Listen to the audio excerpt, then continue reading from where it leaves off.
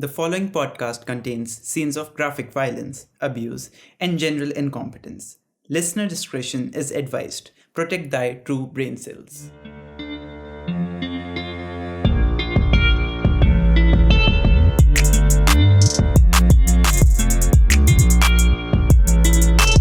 know your life is just a dream, don't you? Hello, welcome to the first episode of In the Memory of the Goldfish, a podcast hosted by me, Koi, the half celestial. This is where I'm gonna rewrite the reality, either me or one of the 11 souls which live in my head. The breakdown of the podcast is basically gonna be three major segments. The first one being the fishy news, that is weird news in its own way. The story itself, which in this case is going to be two children attracting the man of their nightmares. That's cliche. Two children who are gonna attract the most young, eligible, attractive, undying pedophile. Sounds low-key like a Disney movie, no? And the final segment being the reality from which the story was inspired from. Now, let's dive right into fishy news. Yes, this podcast is going to have a lot of puns which are going to make no sense. So, basically, Fox News reported that there was a paragliding Santa in California rescued after getting entangled in power lines. The man was using hyperlight in Rio Linda when he flew too low and hit the power lines around 11 a.m. This is what happens when a society gets too many inventions and a person, such a forward-thinking person, ends up accepting them. Away from all that animal brutality, bringing different in Christmas is not accepted. So here you go. God put him in the power lines. It's bad. Shame on you. Second one. Squirrel gets drunk off bad pears, teachers, on railings, Minnesota women's video shows. The squirrel appeared in capitals. Okay. The next morning, the woman says, the old pears I left out for the squirrel had apparently fermented. Oops. Whoops. Honey.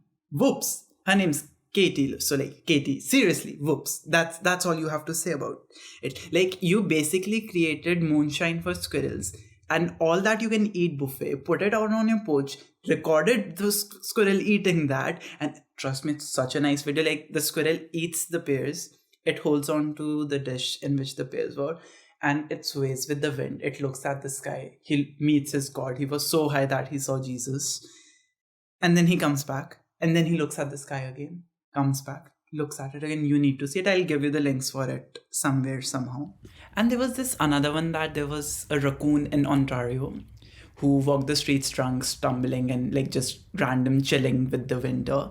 But really, I do not find drunk animals funny anymore because I've seen so many of them, and I do not mean my friends and the people around me who are drunk. I just mean in general, actual animals drinking and stumbling around me. For some context, at my dad's farmhouse, there were a dozen dogs there at a time. And there was a little a little bar of sorts, like a local brewery, really close by. So around 10 at night, all of them, they used to go there. The man there used to love dogs. And in his, abundant love for those dozens of dogs, he used to give them alcohol every day. And these dogs used to drink alcohol. They used to come back to our house and chill all through the night. They're "Woo!" And I do not remember they made noises or not, but yeah. And I've even seen a drunk cow once. Drunk animals are fun, but they are not newsworthy. I think are they funny? Tell me if they're funny. Moving on to the reason why this podcast exists, that's the stories which I'm gonna write. So the first story that I've decided to grace your beautiful ears grace your beautiful ears is the law of attraction. The date I've decided to give here is 12th June 2011. The time 12:44 p.m. I write, she sits in front of me, her hair cut into a mushroom-like hairstyle. I know she cried yesterday when I told her that her hair looked hideous on her. It obviously did look hideous. Who has a mushroom hair? They do look hideous. They're so 90s. I know that because her mother told my mother. Obviously, mothers. We were in her ill ventilated basement. She wore a sardine colored dress, booty slippers. Oh, how much I like those booty slippers. So there's the spelling mistake. Yeah. Typo. I don't think it's a typo. It's one place I've written booty and one place I've written booty, booty, shikta booty. I don't understand the point though. Like, they get dirtier than my dog's paws in microseconds. And it is hot outside. Yes, it's June. Nobody wears booties anymore. Okay. Girl with mushroom cut. Like, I really would judge her choices. We used to make characters, the two of us, every day. We used to travel to the London countryside in the tea planter, drug lord, demon controlling, cute, aristocratic, imaginary life. That is a lot of, what are these called? Adjectives? Yes, that's a lot of adjectives in their imaginary, for their imaginary life. Yesterday, however, I continue writing. In our stories, I killed her, and her betrothed killed me. Then buried both of us in the garden soil, which also happened to this, which also happened to be the soil from Jupiter. Brackets. Bought to us where? Bought to us by some other crime lord.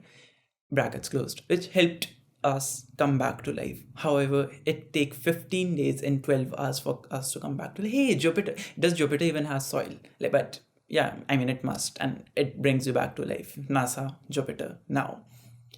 So, as those characters have died, we gotta find other lives in our heads. Did I tell you the title of the story is Law of Attraction? If I did not, now you know. I laid back on my head, my arms behind my head. I could feel the blood flowing in it. Carp. I read crab for a second and like, what the fuck, crab? Carp. The name of the girl is apparently Carp. On the other hand, is walking around looking at the antiquities to break today. Fun. Like, that's what kids do, no? Break things and hearts. In one corner, she bent down, her cheek touching the dirty Persian rugs. She slid her hand under the cabinet, took out a plaster made face. A face made of plaster would make more sense, but okay, a kid wrote it, so who cares? I was eyeing her movements and also minding my business of not doing anything at the same time. She came to stand over me, kicked me politely, I write, and asked me to sit. So I did. She sat in front of me and kept the sculpture between us. You know, kicking politely is not polite. First, do not touch people. And second, breaking antiquities is fun. Trust me on that. Delphine, our pretty friend in the blue hat here, is the 16-year-old lover of a 21-year-old boy, Elmer. Elmer obviously has issues, she says. Pedo. Yes, he should. He should also smell like a dead body, even when he was alive. Delphine should die of some illness and Elmer should be killed by her kin. He must have infected her with his filth, she responds. What is she responding to? She continues. She does not respond to anything. This is a fun story, like a bad screenplay that an assistant have to read. His body should be hung in front of his windows. The way he will become a ghost who haunts the windows, he slides from the roof and haunts the windows. Wouldn't that make so much sense? I said. Yeah, sure. He was pelted with stones, tied on a horseback, as made as was dragged. I do not understand. Oh, he was tied on a horseback and was dragged around. Perhaps his intestines hang out of his body, like casual. I'm just walking on my horse with my intestines. Yeah, intestines the word now. Intestines hanging out of my body, like, hey, people. Ooh, I continue writing. His intestines were functioning even when it was out of his body. You can even summon him. Just go to the roof of your house, arrange the wings from 3 butterflies or moths to make a triangle, and and stand in the center of it. How can you stand in the center of a triangle made out of wings of butterflies or moths? They're like rather gigantic wings, I believe. It's the Mothman's wings. If you do not know about Mothman, Google it. Stands at the center of it, says, make a triangle, stand in the center of it, and say, Elmer, Elmer, where'd you die? I'm Daphne, waiting here I cry. Come hold me, my soul husband, take me with you to the beautiful paradise. She squints his eyes as is obviously it's very idiotic. Oh, maybe even when Elmer was hung from his window, he didn't die immediately. It took him 3 days. In these 3 days, when the sun was out, the crows went inside his body to eat his liver. All you can eat buffet. Come on, it's Elmer's body of crows. In the night, the bats came to eat his eyes. So if you're trying to summon him like this, he will come visit you 3 times before taking you away with him. Wow, that is so romantic. Like, I'm dying for this kind of romance. Like, I'll die before I have this romance. I'm pretty sure. Oh, I continue writing. That is so cool, so romantic. Do you want to summon him right now? I say. I here is the protagonist, not I, in case you were feeling confused. She stands up with Delphine's face in her hand. Yes, first let me throw this bitch's face in a box. She's screaming out. I like how kids say bitches. I made that word. I continue writing.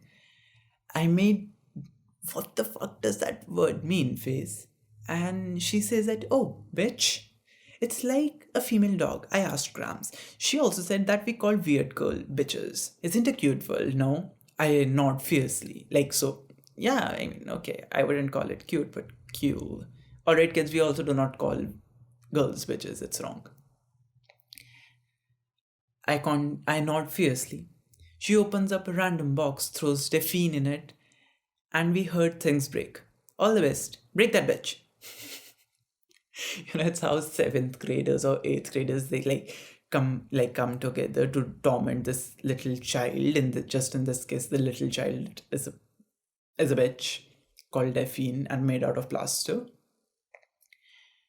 We went to the garden, killed some butterflies, went to the roof, called for Emma, went to sleep. Oh, casual. Like every day, kids just go to the garden, they kill things, they go back to their roof, do things, call Elmer, their husband, lover, whatever, and go to sleep. I mean, how easy is that? What amazing self-conscious. Does self-conscious make any sense? Yeah, I do not think it does. Anyway. So the timestamp changes. It says 14th June 2011. Earlier it was 12th June 2011. So it's about 14 days. 9:13 a.m. I was hearing Carp's shrill voice going off like an alarm around me. Wake up, wake up, wake up. I wished that there was a stop button on her, like for me to smack her face and she would quit existing. Hey, that would be fun, no? If we have like a smack button for everybody's existence, you like smack it, it's off, you smack it, it's on. How convenient would that be? This was supposed to be the thing they should have attracted and like done a spell for a smack button.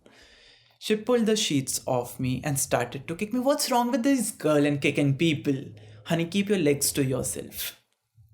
I gave in.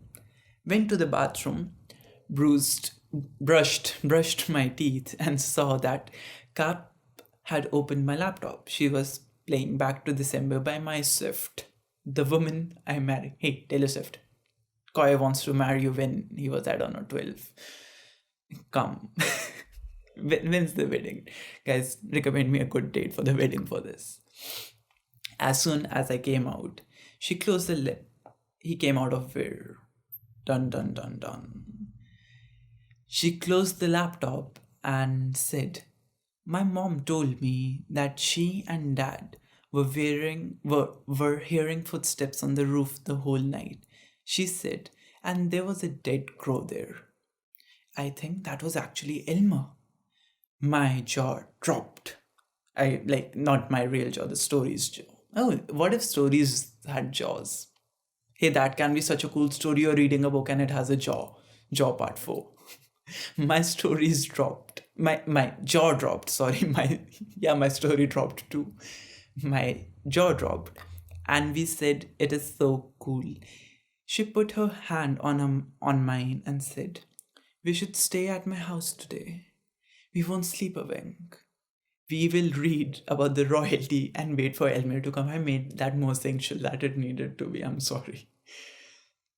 The night fell. We were in. Hey, but wasn't Elmer supposed to come in 3 days?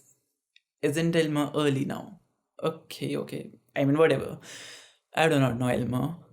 The night fell. We were in her room and discovered that the royalty's first person, according to Wikipedia, was a Sir. Sir Dick.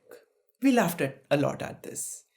It was around 2 a.m. when we heard footsteps on the floor, on the roof. Footsteps on the roof. We both looked at each other. Okay, and they say, our Elmer was here. Our Elmer is here. So I continue. Where was I? There's so many disturbances around me. I really need to have a house on the moon. Goodness gracious. Sorry. Did crow. We ran out of her room onto the stairs, finally to the roof.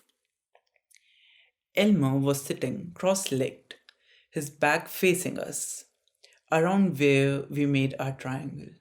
He was wearing a red stained white shirt and what seemed like grey pants. What do you mean, what seemed like grey pants? We slowly walked towards him. We saw that he looked like exactly how we imagined him to be. I was delighted. Cap was not. She froze when she saw him. I tugged her and asked her to say hi. Asked her to say hi to him and not be so rude. Obviously, okay, kid, you've got issues. As soon as I touched her, she started to scream. However, her voice was so meek that it felt like she was whispering a scream. As she did this, Elmer, in swift movements, put his hand on her head and banged her face on the roof's flooring. He picked her up. Okay, no, I cannot. Oh, fuck. He picked her up. Her face was getting redder and blood was coming out. Did he pick her up and face it to the child? What's wrong with you, Elmer? Why did you first bang her face? You did not. Okay. Her breathing was so weird now.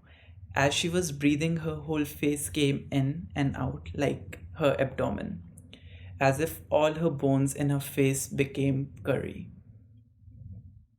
All right. That's not weird at all. A child's face is becoming curry. Did he feel hungry at that time? It's 2 a.m., so a child might feel hungry and he might think everything's curry. You will never be able to eat curry again, I'm glad. Her blood kept on flowing. He left her. She fell to the floor, making a thud sound. Elmer looked at me. He extended his bony hands, caressed my cheeks. He turned his face towards me. He turned his face and came towards me. I could see no eyeballs. How matter of a fact is the story if it's an 11-year-old explaining it? Oh, he had no eyeballs. That's so casual, bats ate them and it was cute. He had no eyeballs. The bats have eaten them fully. He touched his lips to mine. And that's where I end it. Yeah, it's Romeo and Juliet for the wild and crooked and idiotic. Okay, so that story was fun. I do not remember the curry bit of it, and I ate curry today morning. That's very comforting, Off to what actually inspired this story, which might be of some fun to you. So the bit about the basements, a dainty old basement, and the boy and the girl is quite right. The boy in this case in real life was me, and the girl was my cousin who used to come every summers, and they had like their farmhouse, their summer house near ours. So we used to hang out together all the time. So the thing with Elmer, he was not called Elmer, and Delphine. Actually, this statue existed, but not in this case. We were just idiotic teenagers, and we decided to break a lot of statues at her house because they were irritating. But that was a little weird because that statue, whenever we used to put it on like a rocking chair, the rocking chair never stopped rocking. Like the statue wanted that. So fun fact about that. And then like basically this was, we were, I believe, talking about Bloody Mary at that time. We recently discovered it, and we figured out that we should have a ghost of our own. We did create a ghost called Jacquemus, I believe it was. And the details were basically same, that he used to creep, like we just called his name on the terrace. Then he used to visit the windows, and he did not do anything, like not to us at least. And he used to walk around the roofs and shit, and just like the casual crap. So what happened was, we did this. We called upon Jacquemus, and we went about our day. And for about 3 weeks or more, like for the entirety of this vacation, we used to keep on calling Jacquemus every evening. And the next time when they came back, for about 2 weeks or so, they kept on hearing footsteps on the terrace, whereas no one was there. So we kind of think now that maybe we manifested a ghost, or like she never heard those footsteps and her parents did. And yeah, so I think parents do not lie. So there's that. That's the true inspiration. That's the inspiration for the story. The death and the gory part. Oh, alright, the death about the curry thing. I just remember I was going through something on Reddit, and there was a thing about like, and there birds chirping around me. So if you're hearing that, it's not, I'm not in hell, and not they are not these are not people screaming. So there were birds which were no birds are chirping in reality. But what was I even talking about? Fuck. Yeah, so the face getting carried out. It actually happened in a prison, that when a person was beaten so badly, I believe he was a pedophile. That's why the criminals in the jail decided to beat him to crap. And when he was taken to the hospital, his bones were shattered in such a manner that when he used to breathe, his entire face used to get in his face and get out of his face as he used to inhale and exhale. Oof. So things exist. Things like these exist. Yeah. And so yeah, that's the end of the first story. And yeah, the podcast is hosted by me, obviously, Koi On Air, co-produced by Nephics. The music is by Lil Adi. The art is what I made. If you like it, thank you. Validation. You can follow me on Instagram and Twitter. Oh, about Twitter. So my Twitter is not really working because Twitter decided to ban me and thought I was a Trump supporter. I do not even live in USA. So if you know anybody in Twitter, so please tell them, please reactivate my account. I did not even have a profile picture. I was yet to like do anything in it, and they decided to block me, and like, oh, what the fuck. But anyway, I'm on Twitter by the name of Koi On Air. It's nothing there because I've not been able to post anything for a while. And on Instagram, Koi On Air. You can mail me at koi@madebynephics.com. And yeah, that's about it. This is the end of it. Alright, people. Bye-bye.